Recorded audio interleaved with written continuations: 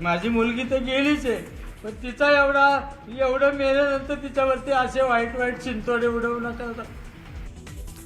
वैष्णवीच्या वडिलांचं भावनिक आवाहन तर हगवणेच्या वकिलांचे आरोप चुकीचे असल्याचं प्रत्युत्तर.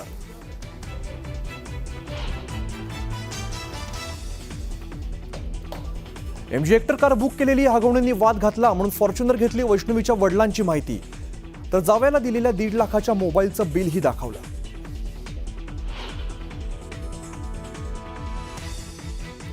वैष्णवी हगवणे मृत्यू प्रकरणानंतर वादाच्या भोवऱ्यात सापडलेल्या जालिंदर सुपेकरांना गृह विभागाचा दणका, सुपेकरांच्या अधिकारात कपात करण्याचे आदेश जारी.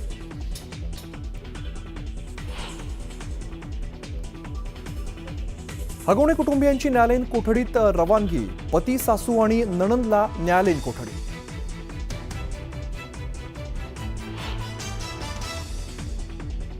अजितदादा आणि एकनाथ शिंदे दोघंही संवादात कमी पडतात. एका मुलाखतीत बोलताना फडणवीसांचं सूचक विधान, फडणवीसांच्या वक्तव्यावरून चर्चेला उधाण.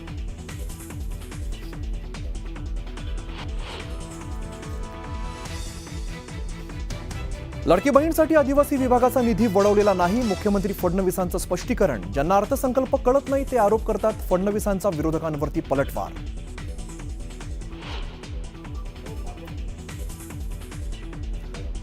मिठी नदी प्रकल्पात कथित 65 कोटींचा घोटाळा प्रकरणी अभिनेता दिनू मोरिया आणि भावाची सलग तिसऱ्यांदा चौकशी.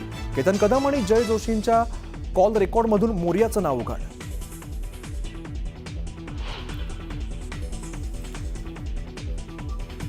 तलवार हातात घेत दहशत पसरवण्याचा प्रयत्न, व्हिडिओ व्हायरल झाल्यानंतर आरोपी चंद्रेश वर्माला नागपूरच्या कळमना पोलिसांकडून बेड्या.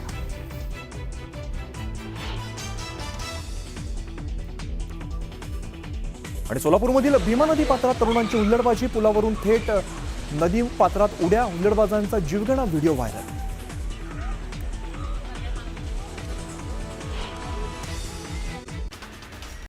मेल्यानंतर माझ्या मुलीच्या चारित्र्यावरती शिंतोडे उडवू नका, वैष्णवीच्या वडिलांनी भावनिक आवाहन केलं. तर आरोपीच्या वकिलांचे आरोप चुकीचे असल्याचे त्यांनी म्हटलं. वैष्णवी हगवणे मृत्यू प्रकरणानंतर वादाच्या भोवऱ्यात सापडलेल्या जालिंदर सुपेकरांना गृह विभागानं दणका दिलाय. सुपेकरांच्या अधिकारात कपात करण्याचा आदेश जारी करण्यात आलाय. निलेश चव्हाणच्या विरोधात पुणे पोलिसांकडून लुकआउट नोटीस जारी करण्यात आली आहे. निलेश चव्हाणच्या तपासासाठी 2 पथकं काम करत असून त्याला लवकरच ताब्यात घेतलं जाणार आहे. वैष्णवी हगवणेची निर्घृणपणे हत्या झाली अशा परिस्थितीमध्ये तिच्यावरती चारित्र्यावर शिंतोडे न उडवता योग्य रीतीने चौकशी करणं गरजेचं आहे, अशी मागणी रोहिणी खडसे यांनी केली. फरार आरोपी निलेश चव्हाणला पकडल्याचा पोलिसांना फेक कॉल करण्यात आला. बक्षिसाची रक्कम मिळवण्याच्या हेतूने कॉल केल्याची माहिती समोर आली आहे. नांदेड सिटी पोलिसांकडून फेक कॉल करणाऱ्या संतोष गायकवाड याच्या विरोधात गुन्हा दाखल करण्यात आला आहे.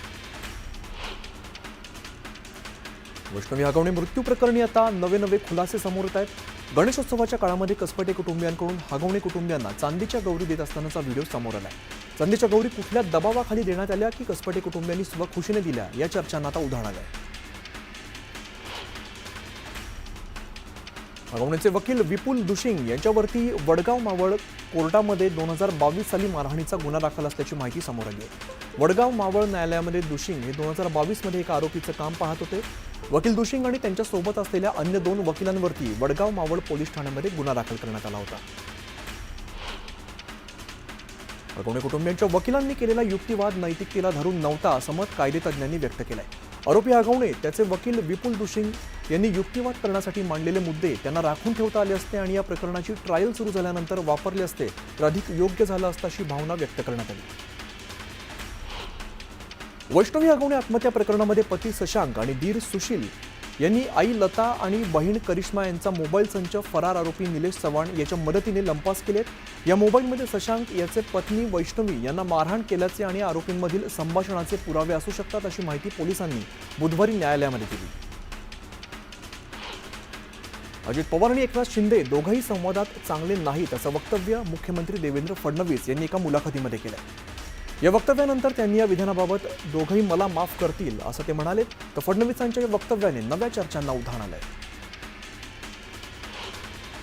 मुख्यमंत्री फडणवीसांच्या वक्तव्यानंतर राष्ट्रवादींनी नाराजी व्यक्त केली आहे. अमोल मिटकरींनी खतखत बोलून दाखवली आहे. फडणवीस उत्तम कर्णधार आहेत, त्यांच्या संघातील हे उत्तम 2 खेळाडू आहेत. संवाद कमी पडत असेल तर कर्णधाराला चार भिंतीच्या आत भावना व्यक्त करता येते, मात्र अशा प्रकारे जाहीररित्या सांगणं महायुतीच्या कोणत्याच कार्यकर्त्याला न पटण्यासारखं अशी भावना मिटकरींनी व्यक्त केली. मुख्यमंत्री फडणवीसांनी जे सांगितलं ते दिलखुलासपणे सांगितलं. अजितदादा आणि एकनाथ शिंदे हे पटकन बोलतात आणि निर्णय घेतात, मात्र फडणवीस हे शांतपणे निर्णय घेतात, त्यामुळे हे वक्तव्य केलं असेल अशी प्रतिक्रिया सामाजिक न्याय मंत्री शिरसाट यांनी केली.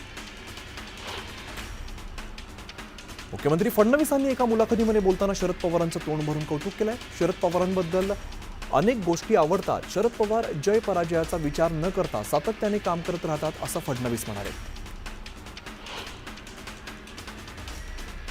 शरद पवारांचं कौतुक करायला दिल्लीची परवानगी घेतली असेल असं म्हणत संजय राऊतांनी फडणवीसांवरती निशाणा साधलाय. भाजपाचा भरोसा नाही, कधी कोणावर हल्ला करतील आणि कधी कौतुक करतील हे त्यांनाच माहीत असतं असं राऊत म्हणाले.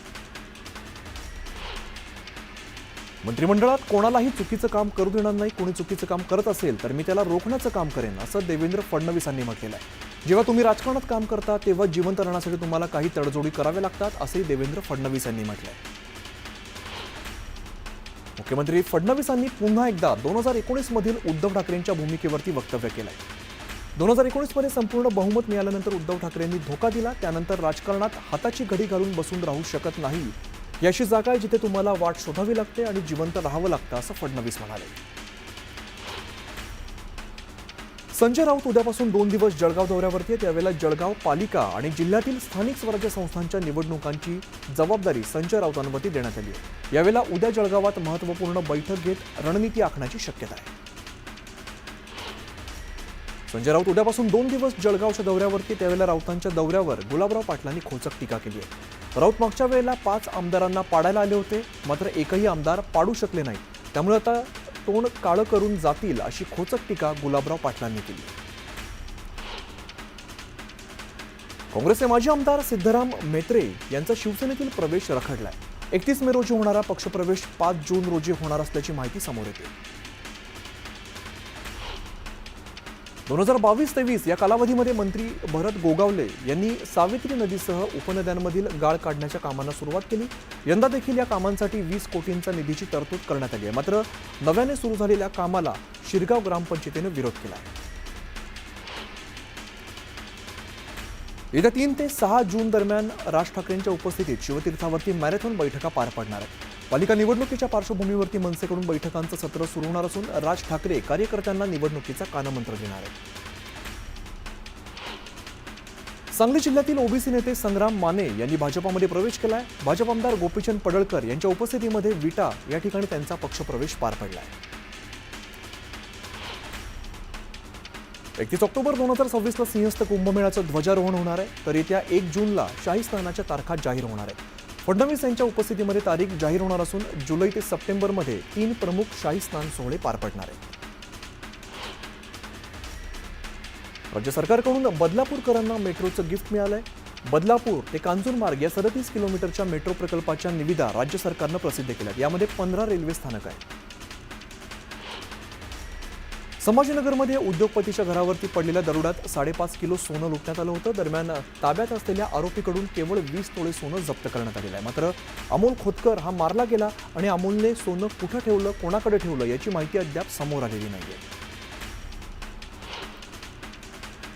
LOC ओलांडून पाकिस्तानात गेलेल्या सुनीता जामगडेला अखेर पोलिसांनी नागपुरामध्ये आणलंय. यावेळेला सुनीताने भारतातील संवेदनशील माहिती पाकिस्तानला देऊन हेरगिरी केल्याचा संशय पोलिसांनी व्यक्त केलाय. त्यामुळे या प्रकरणी सुनीताकडून कसून चौकशी केली जाते. साताऱ्याच्या पाटण तालुक्यातील महिंद धरण ओव्हरफ्लो झालेला आहे. पावसाळ्याच्या पहिल्याच टप्प्यात धरण भरल्यामुळे शेतकऱ्यांना मोठा दिलासा मिळाला आहे. अंबरनाथ तालुक्यामध्ये गेल्या 1 आठवड्यापासून पडणाऱ्या पावसामुळे ग्रामीण भागात अनेक घरांची पडझड होऊन मोठं नुकसान झालंय. तर तालुक्यातील वांगणीच्या कडवपाडा या भागामध्ये राहणाऱ्या रवींद्र दिवेकर यांचं घर मुसळधार पावसामुळे कोसळलं. वर्ध्याच्या सेलू तालुक्याला वादळी पावसाचा मोठा तडाखा बसलेला आहे. दोनगाव शिवारातील केळी पीक पूर्णपणे उद्ध्वस्त झालंय. त्यामुळे केळी उत्पादक शेतकरी संकटात सापडलाय. सोलापूर जिल्ह्यात सुरू असलेल्या मुसळधार पावसाचा बागायत शेतीला मोठा फटका बसलाय. बार्शी तालुक्यातील सौंदर्य गावातील ड्रॅगन फ्रूटच्या बागेचं पावसामुळे नुकसान झालंय. 5 एकर बागेतील 700 ड्रॅगन फ्रूटच्या झाडांचं यात नुकसान झालंय. मालवणमध्ये अतिवृष्टीच्या पार्श्वभूमीवरती प्रशासन सतर्क झाले. मालवण तालुक्यातील काळसे बागवाडीतील आपत्ती व्यवस्थापनाची रंगीत तालीम पार पडली. यामध्ये महसूल, आरोग्य, पोलीस तसंच ग्रामपंचायतीच्या विभागाचे अधिकारी आणि कर्मचारी उपस्थित होते. अहिल्यानगर जिल्ह्यातील खडकी परिसरात नुकताच पूरसदृश्य परिस्थिती निर्माण झाली होती आणि या परिस्थितीत खडकी परिसरातील 2 शाळकरी मुलींसह संपूर्ण कुटुंब पाण्यात अडकलेलं होतं. यावेळेला परिस्थितीचं भान ठेवत API प्रल्हाद गीते यांनी जीवाची पर्वा न करता कुटुंबाचा जीव वाचवला आणि यासाठी पालकमंत्र्यांनी त्यांचं अभिनंदन केलं. सोलापूरच्या अक्कलकोट तालुक्यातील जलसाठ्यामध्ये झपाट्यानं वाढ झाली आहे. मे महिन्यातच साठवण तलाव हा भरलाय. यामुळे शेतकरी आणि ग्रामस्थांमध्ये आनंदाचं वातावरण बघायला मिळतं. बीड जिल्ह्याला मुसळधार पावसानं चांगलंच झोडपलंय. त्यामुळे जिल्ह्यातील नदी, नाले, ओढे ओसंडून वाहू लागले. तर बीड शहराला पाणी पुरवठा करणारं बिंदुसरा धरण हे 100% भरल्यामुळे बीडकरांचा पाणी प्रश्न आता मिटलाय.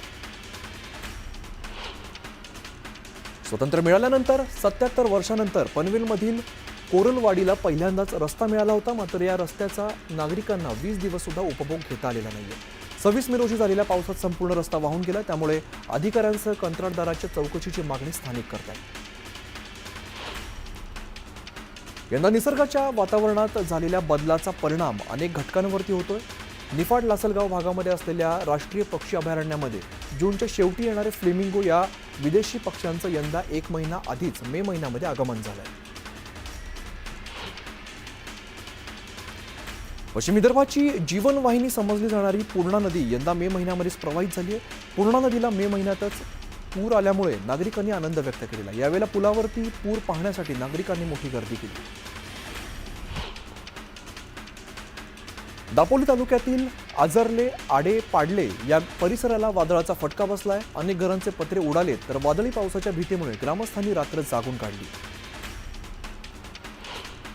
सोलापूर जिल्ह्यात मागील 4 ते 5 दिवस पावसाने जोरदार बॅटिंग केली. दमदार पावसामुळे मोहो तालुक्यातील सीना नदी दुथडी भरून वाहू लागलेली. जिल्हा प्रशासनाकडून नदीकाठच्या गावांना सतर्कतेचा इशारा दिला. भिवंडीत बरसलेल्या मुसळधार पावसामुळे घरामध्ये पाणी शिरलं. त्यामुळे अन्नधान्यासह संसार उपयोगी साहित्याचं मोठ्या प्रमाणात नुकसान झालं. त्यामुळे पुन्हा एकदा पालिकेच्या नाले सफाईचा दावा फोल ठरलाय. बार्शी तालुक्यातील तडवळे गावातील प्राथमिक आरोग्य केंद्राच्या भिंतीला मोठ्या प्रमाणात भेगा पडल्यात. मुसळधार पावसामुळे इमारतीला तडा गेल्याचा अंदाज वर्तवण्यात येत असून कर्मचाऱ्यांसह रुग्णांमध्ये भीतीचं वातावरण आहे.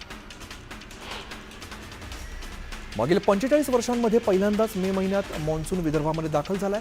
पावसाची चातकाप्रमाणे वाट बघणाऱ्या बळीराजाला सुद्धा पावसामुळे दिलासा मिळालाय.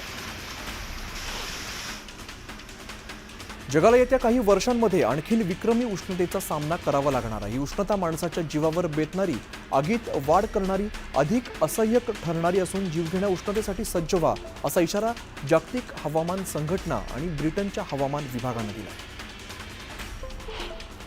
अमरावतीमध्ये वृत्तपत्र विक्रेत्यांनी 3 दिवसीय संप पुकारलाय. वर्तमानपत्राचं कमिशन वाढवून देण्याची मागणी यासाठी हा संप पुकारण्यात आला. किल्ले रायगडावरील धोकादायक दगड काढण्याचं काम सुरू करण्यात आलेलं आहे. यामुळे किल्ले रायगडाच्या पायरी मार्ग 2 दिवस पर्यटकांसाठी बंद राहणार आहे.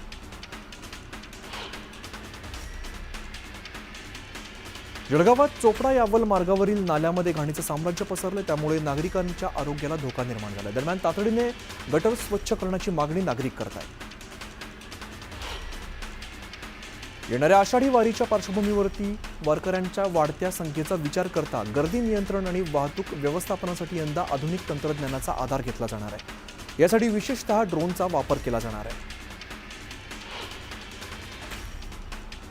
जळगाव तालुक्यातील दापोरा गावाने दारूबंदीचा ठराव एकमताने मंजूर केलाय. गावामध्ये नुकत्याच पार पडलेल्या ग्रामसभेमध्ये सरपंच, ग्रामसेवक यांच्यासह सर्व नागरिकांनी एकत्र येत गावामध्ये पूर्णतः दारूबंदी लागू करण्याचा निर्णय घेतलाय.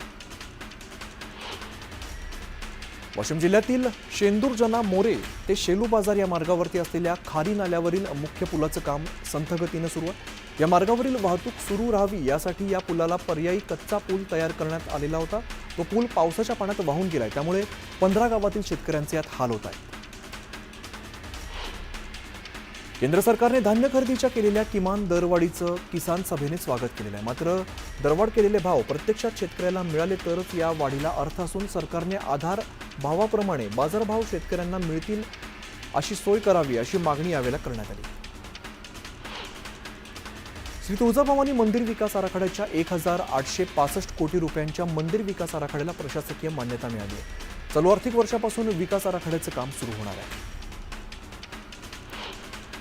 13 वर्षानंतर गोंदिया जिल्हा सहकारी बँकेच्या निवडणुकीचं बिगुल वाजलंय. सहकारी बँकेच्या निवडणुकीत 894 मतदार असून अजित पवार गट आणि भाजप एकत्रितपणे लढणार आहेत. बुलढाणा जिल्ह्यातील बहुतांश शेतकरी आपल्या शेतामध्ये शेतीपर्यंत रस्ता मिळावा यासाठी संघर्ष करत होते. मात्र त्यांच्या या संघर्षाला आता यश आलेलं नव्हतं. मात्र आता राज्य सरकारने पाणंद रस्त्याच्या माध्यमातून शेत तिथं रस्ता ही योजना सुरू केल्यामुळे शेतकऱ्यांमध्ये आनंदाचं वातावरण आहे. पंढरपुरातील यमाई तलावात तुळशी वृंदावन या ठिकाणी डुकराच्या पिल्लाचा मृत्यू झाल्यामुळे सर्वत्र दुर्गंधी पसरली. सकाळी व्यायाम करण्याचा फिरायला येणाऱ्या नागरिकांना या दुर्गंधीमुळे त्रास सहन करावा लागतो. त्यामुळे नगर परिषद प्रशासनाने स्वच्छता करावी अशी मागणी केली जाते.